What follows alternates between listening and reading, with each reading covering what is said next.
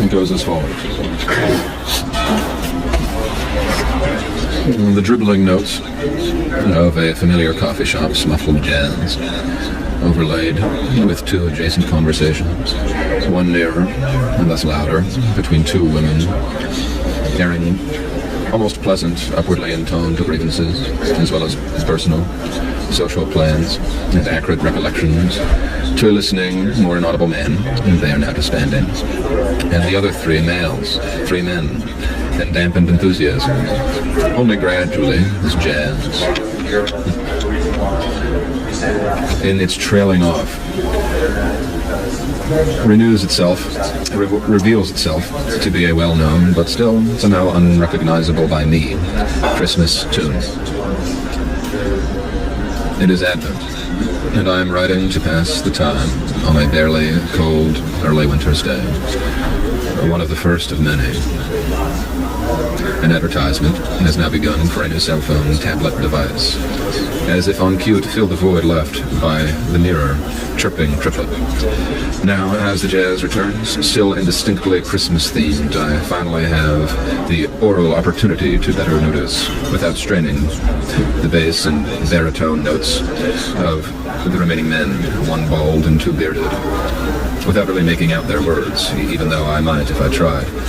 One gets the sense of a typical all-male discussion, vaguely disgruntled, and involving some topic of business, or technology, or burdensome politics, even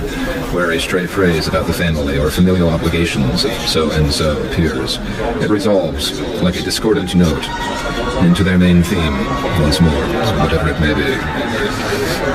But just as the music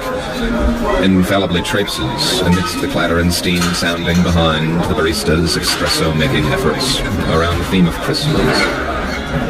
without, as if by deliberate musical artifice, too blatantly or broadly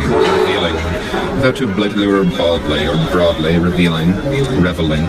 in any distinctly nameable anthem or carol, so too these humble, mundane, conversational formations,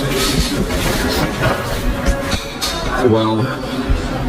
telling by mere tone enough their manifest essence, do not in any greater degree invite the curious ear to seriously inquire after their subject of purpose and aim. No doubt, others will supplant them over the course of the day in an unbroken stream, a playlist of humanity less intent on decisive action than merely pleasant perturbation, penetration, presentation of socially coagulated whim for verbally generated warmth, like the rubbing together of two hands in a huddle, which bears no illusion that such a gently repetitive effort can produce more than a transient effect of pleasure and warmful protection, but is, one may suppose, better than the coldly stiff endurance of silent chill, which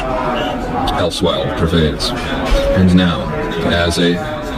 third triune assembly reposes in the still warm, I imagine, chairs and bench left moments prior by the men, a bespectacled grey woman, and meandering husband and son, nephew, friend. It occurs to me that my writing and self-proposed recitation of these thoughts and observations to a loose allegiance of internet acquaintances performs much the same function for me, or those who read or listen, as the casual gatherings and conduct have for my fellow unobtrusive strangers here. And therefore I hope I have not been too harsh, but judged, if I did judge at all, any and all, with whatsoever slender beam of warmth I was capable.